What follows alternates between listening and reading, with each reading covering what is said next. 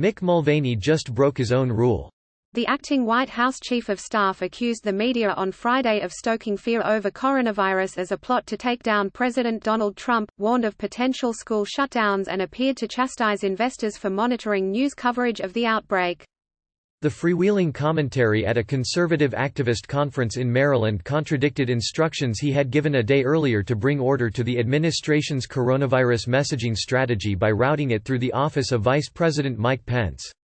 "That's what this is all about. I got a note today from a reporter saying, 'What are you going to do today to calm the markets?' Really what I might do today to calm the markets is tell people to turn their televisions off for 24 hours, Mulvaney said at the Conservative Political Action Conference. But Mulvaney also conceded to the seriousness of the virus, and said that the U.S. would probably see school closures as the illness continues to spread across the globe. Mulvaney's comments come amid a tumbling stock market and bipartisan backlash from lawmakers as the Trump administration works to show it's in control of the spreading global threat. Trump launched the federal government's response this week, appointing Vice President Mike Pence to command the U.S. coronavirus response team. That move was followed a day later by Pence's decision to appoint a government health official, Ambassador Debbie Birx, as the administration's coronavirus coordinator. But White House efforts thus far have apparently done little to assuage public concerns or calm a tumbling stock market, which opened Friday by falling significantly once again. The Trump administration has struggled in particular to bring its own messaging, led by Trump's insistence that coronavirus poses little threat to the U.S. because of preparations he has directed, in line with that of government health officials, who have warned that a domestic outbreak of coronavirus is inevitable. And while the acting chief of staff sought to downplay the outbreak's seriousness, White House economic advisor Larry Kudlow suggested that the administration's response would end up benefiting the president's 2020 re-election campaign. Voters, he suggested, will be impressed by what he described as the historic and unprecedented actions the administration has taken to combat the coronavirus spread. This is a government-wide effort, he said, and so I think that folks are gonna look at that and say, you know what, he's doing his job very well. And therefore I think at the end of the day, it's gonna actually help him on that. The commentary from Trump, who complained in a post to Twitter just after midnight Friday morning that Democrats are blaming him for the coronavirus outbreak, and his aides also comes as the administration has sought to balance warnings from government health and science officials with market-calming rhetoric.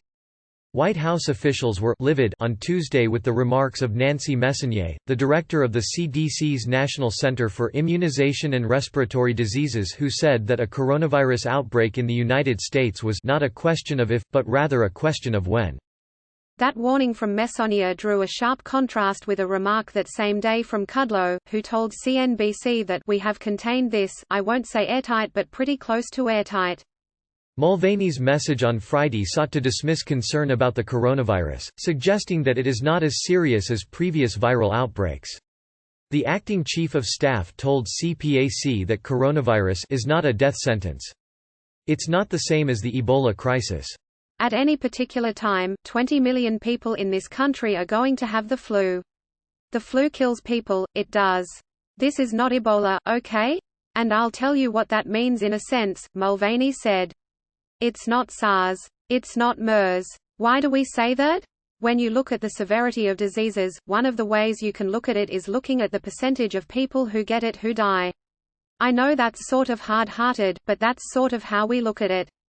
Mulvaney said people are watching the markets, and that there is a huge panic, but he questioned why there isn't the same reaction every year with the flu. Are you going to see some schools shut down? Probably. May you see impacts on public transportation? Sure. But we do this. We know how to handle this, Mulvaney said. So, that's one of the things, that's the kind of message you try to get out. There are professionals who know how to handle this. The administration's convoluted messaging has drawn heated criticism from both sides of the political aisle, and Mulvaney's comments on Friday only escalated frustrations. Senate Minority Leader Chuck Schumer (DNY) on Friday afternoon condemned Trump and his team for failing to quickly and transparently combat the coronavirus. For Mick Mulvaney to suggest that Americans turn off their TVs and bury their heads in the sand when they're worried about a global health pandemic is Orwellian, counterproductive, dangerous, and would be repeating China's mistake, Schumer's statement said.